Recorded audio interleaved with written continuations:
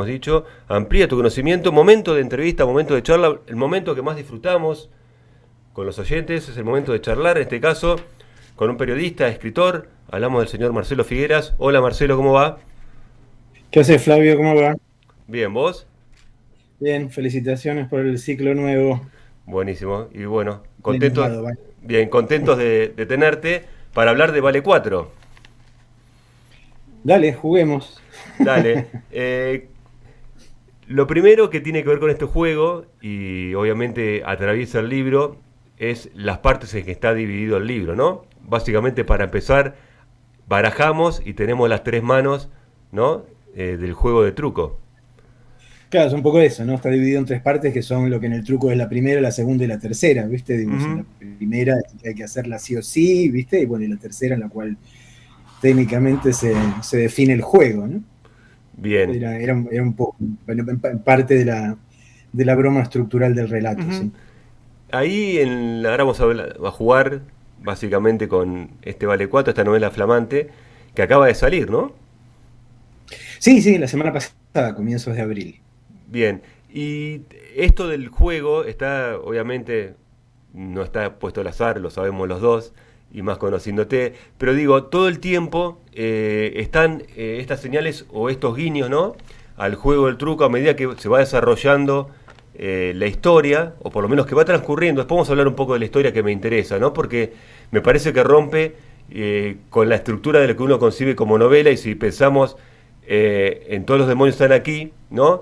Hay como un contrapunto muy interesante. Pero digo, todo el tiempo está en la estructura, no solo en la estructura, sino en el argumento, están estas referencias al juego de truco, ¿no? Eso, digamos, seguramente también fue pensado en qué momento también ir introduciendo estas, podríamos decir, estas pistas o estas señales, ¿no? Sí, son esas cosas que ocurren y en todo caso uno las va racionalizando después, ¿no? Y por un lado, para mí es algo que tiene mucho que ver con mi concepción de la literatura. Ujú. Para mí la literatura es esencialmente juego, digamos. O sea, Bien. cuando yo escribo es la manera en la cual todavía siendo adulto me permito jugar, ¿no? Ujú. Digo, hay determinadas cosas desde que a esta altura de la vida se supone que uno no debería hacer, por lo menos adelante de otra gente, en materia de juegos infantiles, pero bueno, para mí la literatura es eso. Digo, por eso, para pesadilla de mis editores, en general, cada novela que escribo no tiene nada que ver con la anterior, o sea, Sí. no tiene nada que ver en género, manera de tratamiento, qué sé yo, porque por eso, cada oportunidad de escribir una novela nueva es decir, bueno, ¿y ahora a qué voy a jugar? Y para mí la gracia está en no jugar siempre a lo mismo. Bien. Me di cuenta un poco también que, que este ánimo lúdico Ujú. con el que escribo, que también tenía un punto de contacto con Kamchatka, ¿no? Digo, porque Sí. Kamchatka también era una referencia muy clara y muy directa a un juego, que en este caso era el TEC, de táctica y estrategias de la guerra, que era un juego que siempre ha sido un juego popular, pero lo era muy particularmente durante mi infancia y mi adolescencia, casi pisando y durante la dictadura, ¿no? Ujú. Entonces, creo que de alguna manera, digo, no fue pensado así, no es deliberado, Bien. pero me parece que a las dos novelas tienen un ánimo similar. Por eso, en el deseo de jugar, en el ejercicio del humor constante, y del humor constante sobre el trasfondo de una Mm. tragedia, Sí, ¿no? absolutamente. Así como los niños, los protagonistas de Kamchatka jugaban todo el tiempo a pesar de que estaban fugando de los militares. Acá el protagonista, que es un adolescente que está cursando su secundaria, Ujú. que termina partida en dos por la dictadura, digo, porque cuando está en tercer año Sí. es en el año 76. Es un poco esa mezcla también, ¿no? De cómo poder elevarse a través del juego y del humor por encima de la tragedia para que la tragedia no te morfe, ¿no? Ujú. Y en esta cuestión de juego, Marcelo, tenemos una voz de un narrador sumamente interesante, que además todo el tiempo interpela de manera explícita al lector, ¿no? Bueno, muchas veces en las novelas o en los cuentos encontramos que somos interpelados como lectores, pero en este caso puntual somos también parte nos hacen parte, ¿no? Porque me parece que es ahí donde se entremezcla, digo, el juego de la literatura y el Ujú. juego estrictamente hablando. Sí. Cuando jugás una partida de truco, obviamente necesitas tener a alguien enfrente. Sí. Y por suerte el truco te ofrece infinitas variantes, ¿no? Puedes jugar con una persona, puedes jugar con 2 personas enfrente, hacer un truco gallo, puedes jugar a 4, puedes jugar con 6. Entonces siempre está claro que hay un ida y vuelta, ¿viste? Alguien que mezcla, alguien que reparte, ¿viste? Las cartas, alguien que es mano.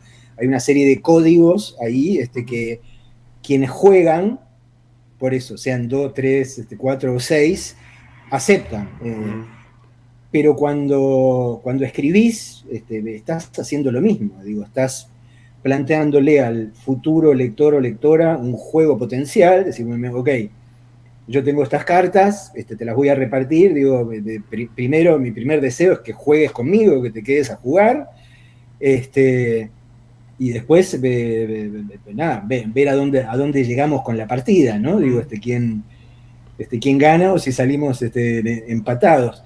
Y me parecía por eso que tenía gracia como transparentar el código con el potencial lector o lectora desde el inicio, ¿no? Dice, che, a mí me gustaría que jugases conmigo, es decir, en este caso, que me leas.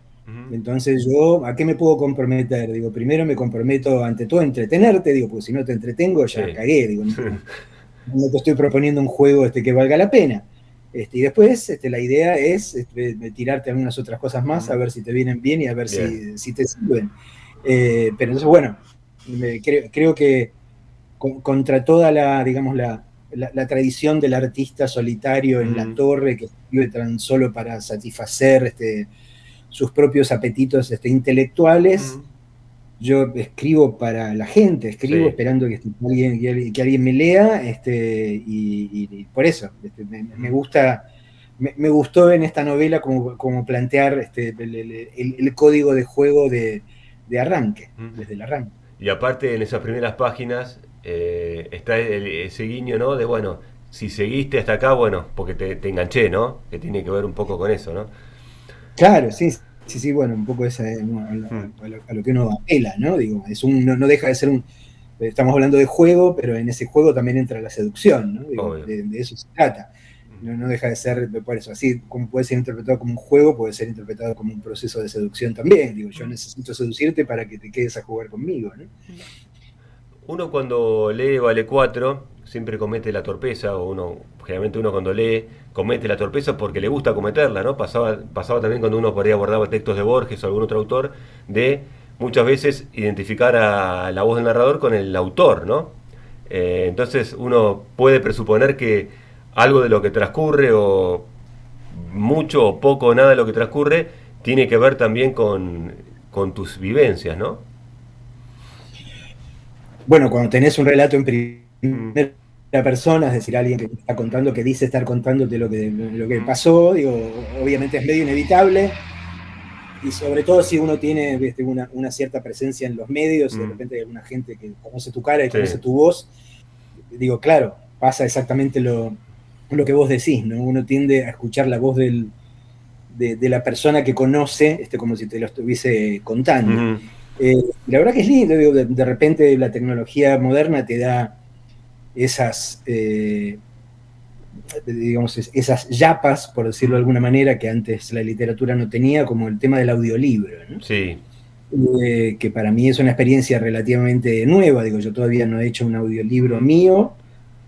Sí, hice el audiolibro del Indio, la biografía del Indio, recuerdo que me mienten un poco, son 800 y pico de páginas. Si habré dejado garganta delante del micrófono, porque claramente el Indio no estaba en condiciones de hacerla él. Sí. Pero a mí me gusta mucho la narración oral, me gusta mucho leer textos, ¿no? Y sobre todo este tipo de textos que tienen, por eso, los elementos del humor, de la emoción. Hay otras novelas, digo, más puramente literarias, si se quiere, que pueden ser un poco más áridas. Pero estas novelas que a mí me parece que tienen una facilidad de enganche, de entrada tan grande para con el lector, me divierte mucho, me entusiasma mucho. Siempre pienso en el Charles Dickens, que además de ser uno de mis escritores favoritos de todos los tiempos, era un tipo que hacía eso, ¿no? Charles Dickens más que presentar sus libros formalmente como lo hacemos ahora, lo que hacía era lecturas de fragmentos de sus distintas obras, y el tipo, que en algún momento había soñado con ser actor, claro, lo que hacía era interpretar los textos. Sí. Entonces hacía que la gente fuese a verlo leer como otra gente va al teatro. Sí. Y a mí me parece que hay, bueno, esa es una posibilidad que la tecnología moderna nos acerca y que espero poder concretar con Vale 4. Y sí, de alguna manera sucede, y hay un público cautivo también, que son también tus seguidores de la radio, Marcelo, que cuando suceden estos lanzamientos de tus novelas siempre te permitís esto, ¿no? La oralidad de compartir algunos capítulos, y son altamente disfrutables por todos los que los escuchamos. Por esta cuestión decís vos de poder, digamos, actuarlos, ¿no? Por lo menos compartirlos con toda la emoción y la carga que le pones.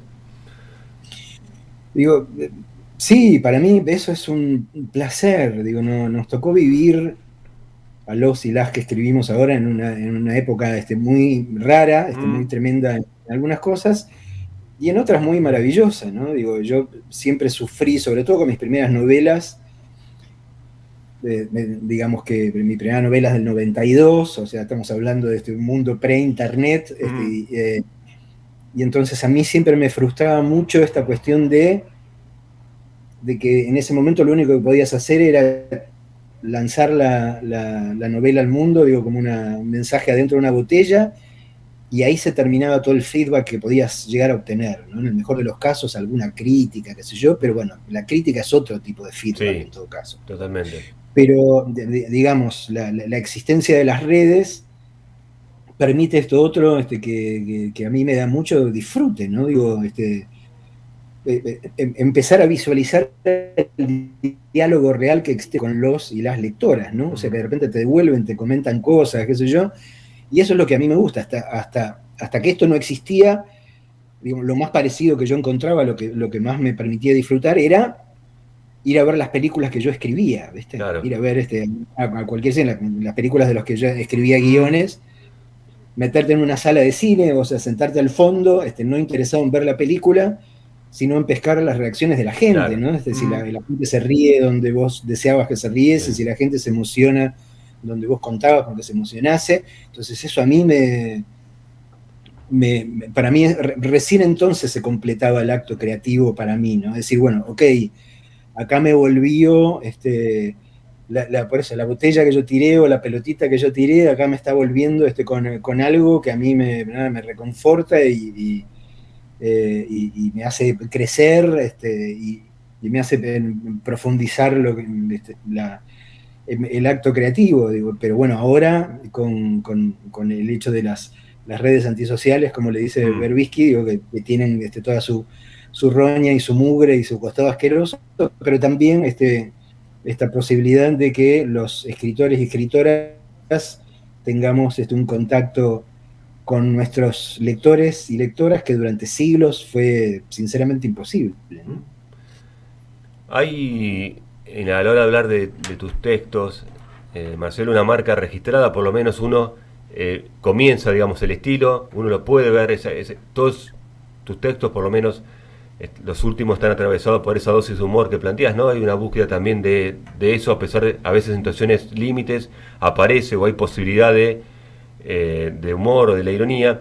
Y otro rasgo distintivo que me parece súper interesante, que tiene que ver con esto de un perfil, o por lo menos de construir todo un andamiaje, me parece, que tiene que ver, que me fascina, el tratamiento de lo que son las artes de tapa de tus últimas novelas, que todas responden básicamente, me hace acordar a las novelas de Andrés Rivera, que también editaba Alfaguara, que uno rápidamente las reconocía, que eran de Rivera por su composición, y ahora uno va descubriendo en tus últimas novelas que hay también, entre los colores, la tipografía, ¿no? Hay como un sello también personal, no solo en el interior, sino también en lo que rodea la obra, ¿no?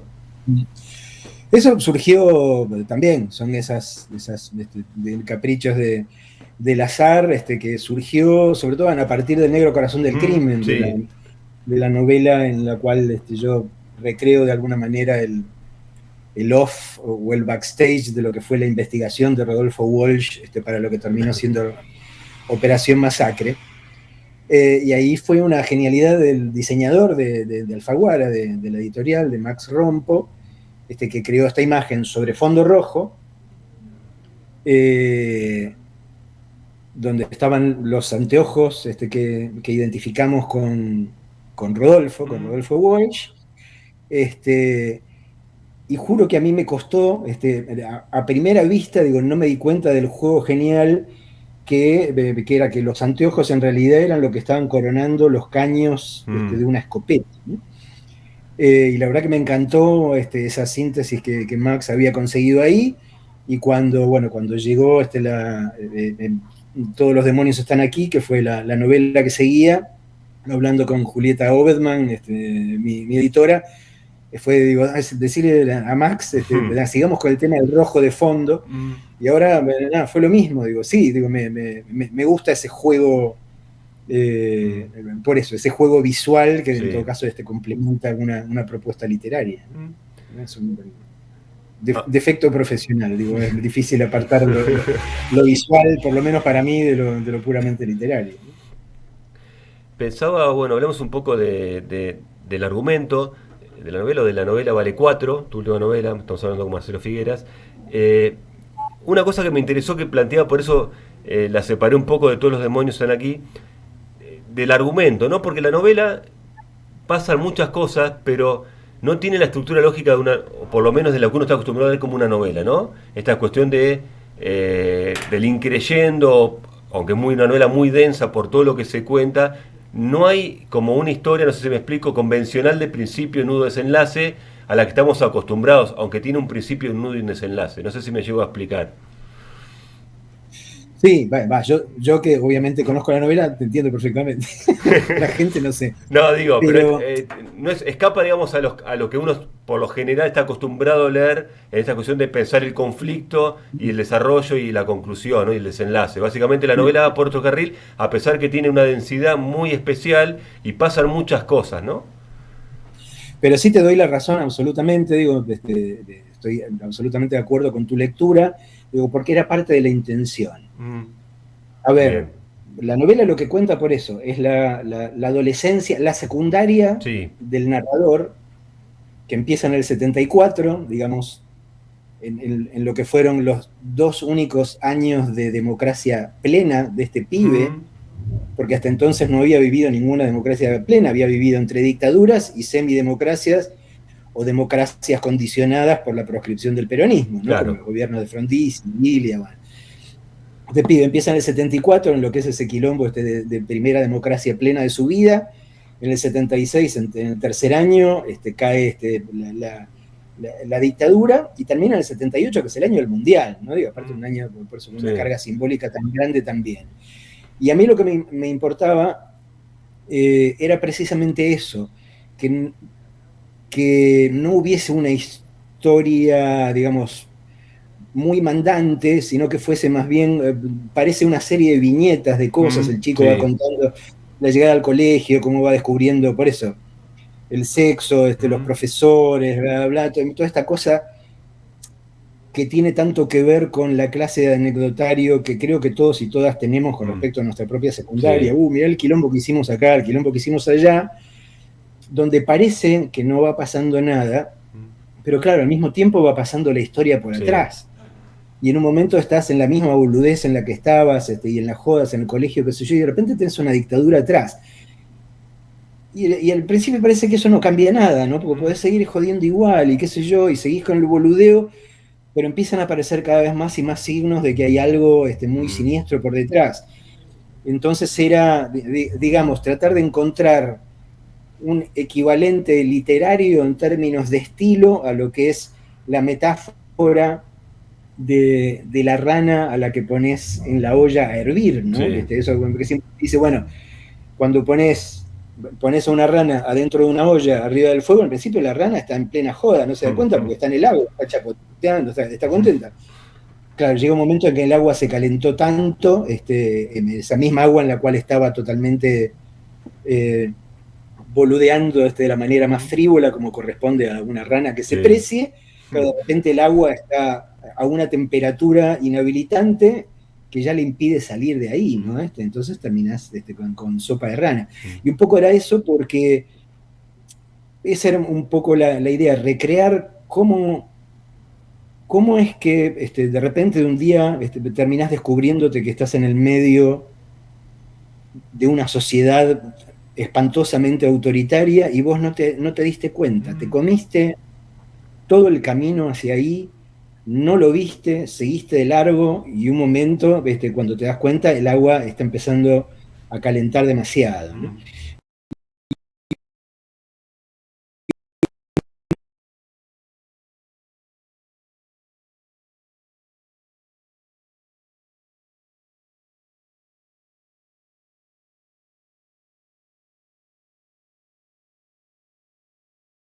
Necesidad a fines del año 23, cuando ya casi lo teníamos encima Milei, ¿viste? Y entonces yo me di cuenta que me empezaban a bombardear todos estos recuerdos de aquellos años. Al principio no entendía por qué, porque yo no soy particularmente nostalgioso de ese tipo de cosas. Creo que si me he juntado una vez en 40 años con mis ex compañeros, estoy exagerando. No me da por ahí y me empecé a preguntar, digo, pero ¿por qué me vuelve todo eso? Y porque algo de lo que estábamos viviendo ya entonces me lo traía a colación, ¿no? Digo, loco, ¿qué está pasando? ¿Qué está pasando que estamos en esta jarana y acá estamos frente a este tipo inarticulado, impresentable, autoritario, violento, admirador de la Thatcher, que te dice todo el tiempo que a mí lo único que me interesa es la guita, y si querés conseguir guita vendiéndote tus riñones, vendémelo porque el mercado es así, y no lo estamos tomando en serio, ¿no? Ni aquellos a quienes nos parece un peligro, ni aquellos que lo escuchan y se ríen con él y van a terminar votándolo. Entonces me pareció que ese para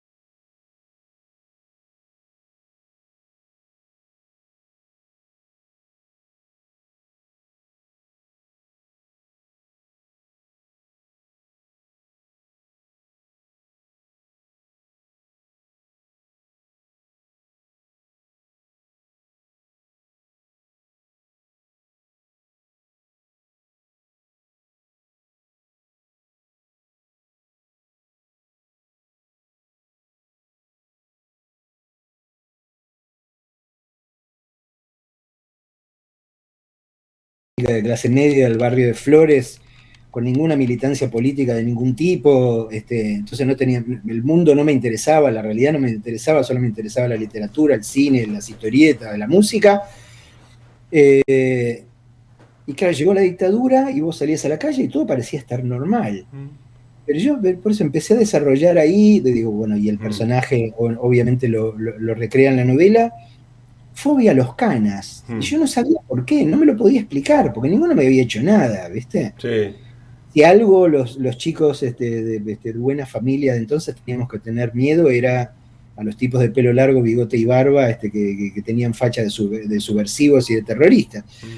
Pero no de los policías. Y yo empezaba a tener pánico a los policías, a diseñar estrategias espantosas para nunca cruzarme por delante de uno, sin saber por qué. Claro. Pero bueno, ahí había algo que ya me estaba indicando en todo caso que si yo tenía un enemigo, ¿dónde estaba? ¿No?